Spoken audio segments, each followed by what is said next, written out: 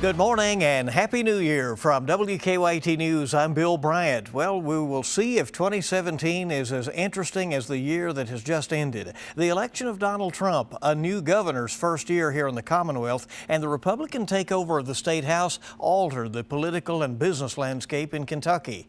The Kentucky General Assembly is set to meet for its 2017 session in a few days now. The Kentucky Chamber of Commerce is the Commonwealth's largest business organization. Its leader has a unique perspective, having been in politics and in business advocacy for many years. Dave Adkisson is a former mayor of Owensboro who once ran for Congress and who's now spent many years since leading the Kentucky Chamber. The priorities for the Chamber are spelled out in an aggressive agenda that the General Assembly could be more receptive to now. For one thing, some challenges are more readily apparent than before, and Republicans who now control the Senate and the House are promising to be more business and jobs friendly. Kentucky Chamber CEO and President Dave Adkisson is here, and Happy New Year to you, sir. Thanks for coming. Thank you, Bill. Happy New Year. Just as we were sitting down, a report came in. The U.S. consumer confidence has shot up to its highest level in more than 15 years. Another indication that Americans are feeling pretty good about the economy. Are you getting the same reports in Kentucky? Yes, I think after a tumultuous election year on the national level and growth, but not robust growth in 2016, I think people are starting to kind of get into a wave where they think some things might happen, some change might happen, both in terms of our political culture and in terms of the economy. So yeah, I sense that confidence is growing. There's some good things happening in Kentucky. We have to look at it region by region. I mean, there are parts of the state that are still very much almost in a depression mode. But the cities are starting to percolate. The economies are. I noticed recently, the opening of the East End Bridge in Louisville. That's a major thing. That's restructuring the transportation around that entire metropolitan area, and there's going to be a lot of growth associated with that. So all across the state, you can find pockets of places where there are announcements being made, new jobs being created. We continue to have a concern about the workforce and whether or not we have a workforce to fuel all these industry expansion plans, but we're working on that. Meanwhile, we'd rather be growing than not growing, so I'm looking forward to 2017. As you have been going around the state, and you do that at the end of each year, you visit different areas of the Commonwealth. What are the questions that you're getting, and what are some of the things that you're reporting to people? Well, of course, we go around and talk about our legislative agenda and what might pass in the 2017 session. It's hard to look past the holidays when you're in November, December, and think that, oh yeah, the General Assembly is going to meet that first week of January. But we've been going around sharing that, and of course, this year, the big news is the election of a Republican House in Kentucky. I describe it as Kentucky experiencing two earthquakes in one night. On election night, you had the national situation with Donald Trump. Regardless of your politics, that was a profound change and a surprise to, I think, most people. And secondly, and at least as profound for Kentuckians, is the fact that the House of Representatives flipped from Democratic control, that had been in place for almost a century, and is now in Republican control, and not only by a slight margin, by a major margin. 64 to 36 members of the Kentucky House are now Republican. Do you get a sense, as you talk with business people who have watched this, as you said, this seismic change in politics, think that there will be tax changes or there will be some regulatory changes that will make the business environment more friendly? Yes, some business people are, as you can imagine, Republicans, and generally business people are to the right of center. But you have business people who are all across the political spectrum.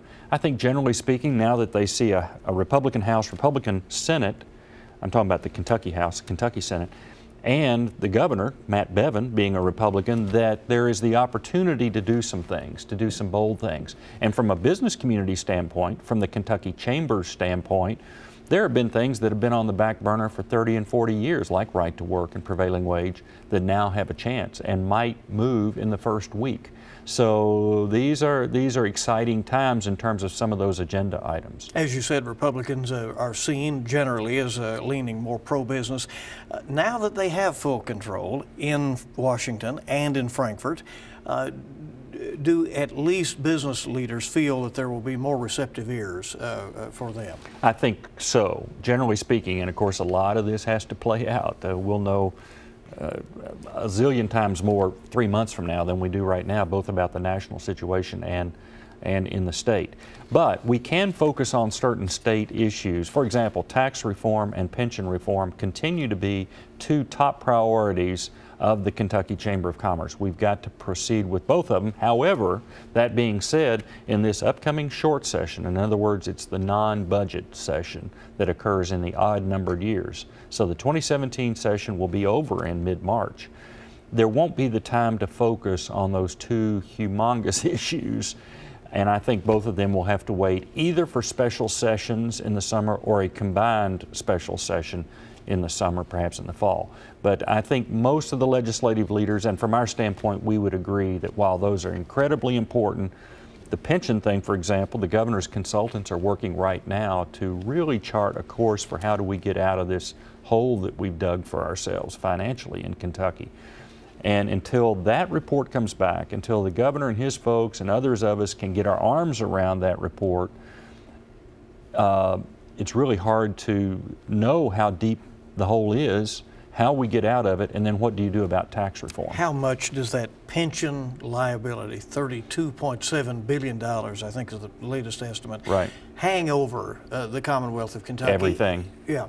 It hangs over our colleges, our schools, our universities, our social workers, everything, the park system, the state police, everything you want state government to do for the Commonwealth of Kentucky is overshadowed by this cloud. And we're 47th, 48th, 49th in the country in terms of our pension problem, depending on which report you read. And it's going to take, I think, a generation to come out from under this cloud. The consultants are working now. They're supposed to report. They were supposed to report by December 31 with their findings. Some of it will come out by December 31. Some of it will lag a little bit. But everybody's watching to see, tell us, how are we going to chart our way out of this deal? Is part of finding our way out of it also coming up with a roadmap for not getting back into a situation like this? Yes. And some reforms have already taken place. I think the 2013 pension reform bill that passed with Democrat and Republican support was a huge step on correcting the state and local workers' retirement system. Teachers, that situation still hangs out there. Now, teachers, like my wife's a retired teacher, I don't think they have anything to worry about in terms of the payments over the next, foreseeable future. I mean, the pension system is going to be there. The question is, how much is the state of Kentucky going to have to put into that pension system for it to live on for the next generation of teachers? The governor has signaled that he believes to some extent people may have to work longer in state government. Yes. One interesting fact that came out during our work for Governor Beshear's task force on the teacher system that really struck me was the fact that in 1939 or so, when the teachers' retirement system was created, put in place in 1940, your average person, your average Kentuckian lived to a certain age. Today, that same person would live 16.5 years longer just because health care and, we're living longer. Yeah. That's just demographics. And so you have to have a retirement system that can handle that kind of load with folks living that much longer. Do you think a pension, from your standpoint, pension reform and tax reform, are they linked? Is that done perhaps in the same session, or is Maybe. it the same piece of omnibus legislation? To answer your first question, I think yes, they are linked, if nothing else because of the enormity of both of them and both having financial implications. Will they be linked in a special session? Maybe. I think that'll be a call for the governor to make after he gets his reports back and his consultants and experts all gather. We're having some conversations about tax reform now. Those will continue on into the spring and then the summer. My guess is they will try to get agreement on a package before they call the legislature back into session. What do you anticipate your business leaders to tell you what they would like to see in a tax reform package? Generally, business folks are more interested and more inclined toward consumption-based taxes. Kentucky is overly dependent on income taxes. Our property taxes are relatively low in Kentucky, but consumption tax, like sales tax, we pay 6% on some things. Groceries are exempted. Certain utilities, prescription drugs, things like that are exempted. But I think there are hundreds of exemptions in that's total. right. That's right, on sales taxes. That's right. So there's this general notion of trying to spread that base out some, but to lower the burden on the general public. So it'll be interesting to see how that plays out. We have a couple of things that are of interest to business community. The inventory tax is a problem for certain types of businesses that have very valuable inventory in their stock. They get taxed on that at a hefty rate.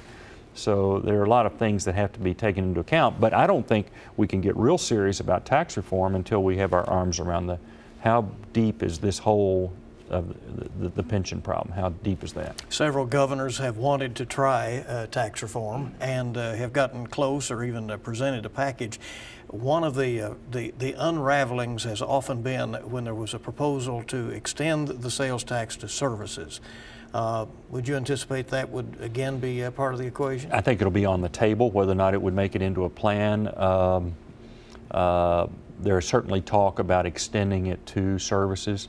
A question for us in the business community, would it extend to business services? Generally, the economists and the ones that were advising former Governor Beshear, the economists said if you extend it to business services like architects' fees, engineering, legal, accounting, then you dampen the economy, that has a negative effect on the economy, whereas you could extend it to personal services, landscaping, home care, that sort of thing, and not do that kind of damage. So a lot will be in the fine print, as you can imagine. Right. Well, we talked about the big issues, but as you said, very important issues are coming up in the 2017 General Assembly coming up very soon. We'll be back. Dave Adkisson is here from the Kentucky Chamber of Commerce, and the Chamber has an aggressive agenda for this upcoming session. We're back with that and more on Kentucky Newsmakers in a moment.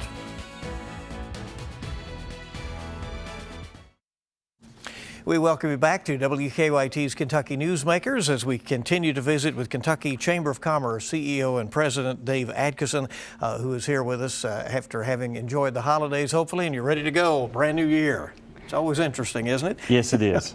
On the state level, Governor Bevin has been paring back some regulations. He invited people to send in ideas for regulations that in many cases had not been revisited since they were imposed 30 or 40 years ago. That's leading to looser regulations. Will businesses then be responsible about policing themselves? Well, we are fully on board supporting the governor's red tape reduction initiative, looking at all regulations to see if they're outdated, see if they're contradictory, see if they're duplicated in some way. I don't have the figures in front of me, but hundreds have already been reviewed. A couple of hundred, I think, have been amended or done away with. And I think this is a very healthy exercise. You just go back and look and say, well, what have we done over the years? Does it even make sense anymore? So we've encouraged our members from across the state, business people, to tell your stories. In other words, if you own a restaurant and you have trouble getting a permit from the health department because of the grease pit or this or that, tell us your stories. Now, that doesn't say that every story is going to be compelling enough to cause a change, but that's what the state government needs to hear. So the governor's got his full cabinet looking at all the regulations. Some of them, for example, in energy and environment area, and some in healthcare are very, very specific, just tons of fine print on how you do certain things if you own a nursing home, for example. All of that's being reviewed, and I hope some common sense streamlining can happen.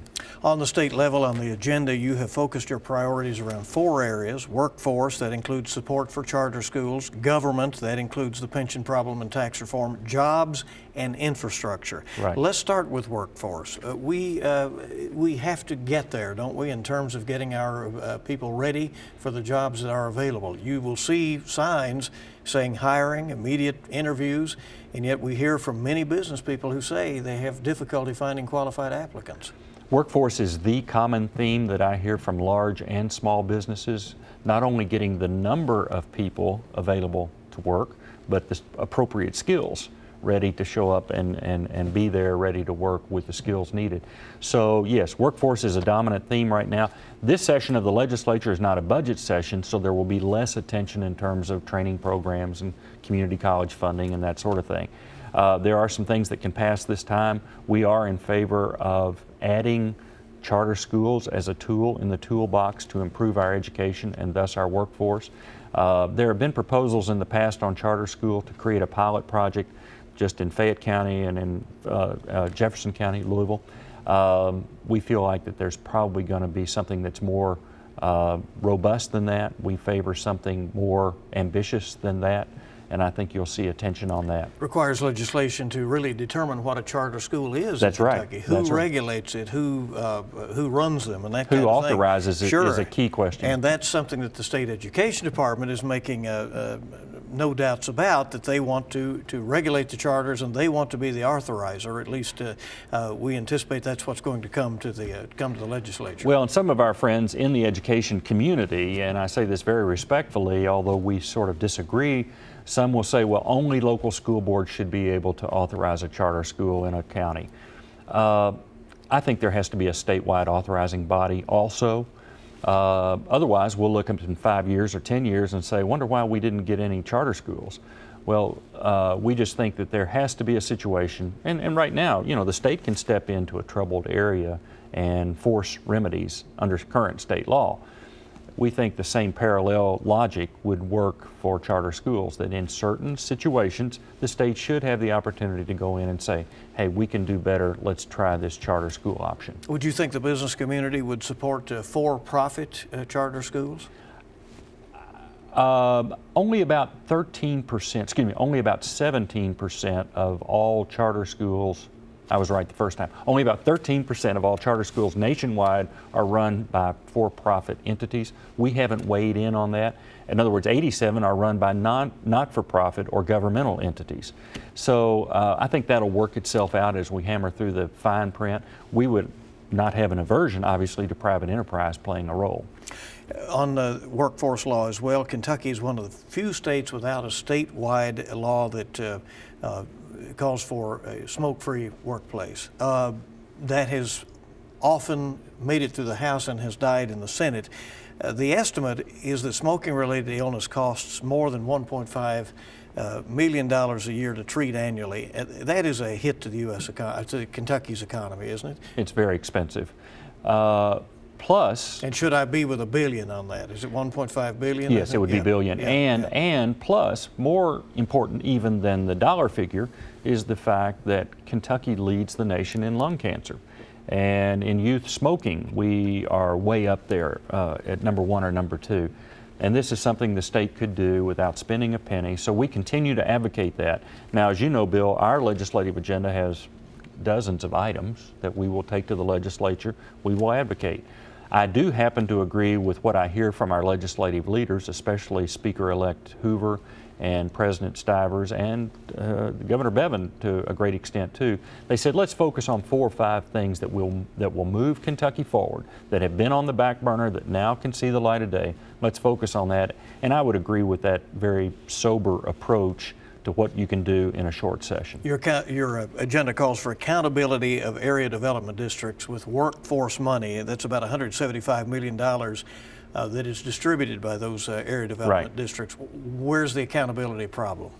There have been some issues about auditing and how those things are audited. We've seen a flare-up in Lexington and in Bowling Green as it relates to how area development districts were handling workforce money, and I think that's what precipitated this legislation. So yeah, we think there ought to be more transparency because workforce is such a big issue, and this money coming from the federal government, that's not all that's being done for workforce training. Private business pays most of the dollars for workforce training. But it is an important piece of the puzzle, and we're very interested in making sure that we can see not only where the dollars are being spent, but the return on investment. Right to work legislation, you believe that will pass, and you mentioned that you think it will pass early in the session. Why is that important? Right to work legislation means that if Kentucky becomes a right to work state, that means that a person taking a job with a unionized company, let's say like Kroger's, for example, it would be your choice as a worker whether or not to pay union dues. This is a very emotional issue for labor unions, as you can imagine. But from way back in my days in Owensboro, when I was in charge of recruiting industry for my community, I know that we lost prospects to southern states, all of which are right-to-work states, because business people consider right to work to be a general signal as to how business-friendly the economy is. And I'm absolutely confident. Matter of fact, I know that Kentucky has lost business prospects. I think it's costing us a few thousand jobs per year. And so becoming a right-to-work state, along with all of our southern competition, along with Indiana, now along with West Virginia and even Michigan, we need that designation in order to get the attention we deserve from companies in Japan, companies in Europe, other companies that are looking to create jobs in the United States. You're for the repeal of the prevailing wage law as well. What does that mean? If a public entity like a school, community college, university, city hall, water district, library, if any of them are going to do a construction project that costs over $250,000, they have to pay what is called the prevailing wage. The unfortunate part is that it's not the prevailing wage. It's not the market wage. It's an artificially inflated wage based on union scale wages. And so an independent group, nonpartisan group in Frankfurt, the Legislative Research Commission, did a study a few years ago and said that yes, looking back 5 years at all the public projects that we can find in Kentucky, paying prevailing wage adds between 10 and 16% to the cost of a project. So if you're building a new high school in Lexington, Kentucky, which is under construction right now, and here are your plans, well, you can just lop off 10 to 16% of that high school. You're not going to be able to afford it because you're paying prevailing wage. So we call for a repeal of prevailing wage. Can you get as good workers, or will they go somewhere where the prevailing wage is paid? The market will determine who gets a job based upon their ability to produce quality and to do it on time. And so we would trust the market in that regard, and a contract between a school system and a contractor will define what kind of quality goes into that building. And so we've talked about state issues. Now we have a new president coming in, Donald Trump, who will be sworn in about 20 days now, and we will talk about how you see that all working out for Kentucky as well. Our final moments with Dave Adkisson, the president of the Kentucky Chamber of Commerce, in a moment. Welcome back to Kentucky Newsmakers. Sort of been an annual visit for Dave Adkisson, who is with us here from the Kentucky Chamber of Commerce. Of course, you're welcome more often than that. We appreciate you coming in very much. We've talked about a lot of the Kentucky agenda. One more item that you hope that the Kentucky General Assembly acts on is tort reform. Right. That would mean paring back lawsuits. Yes, that's right. The legal liability climate of Kentucky is not conducive to doing business and creating jobs.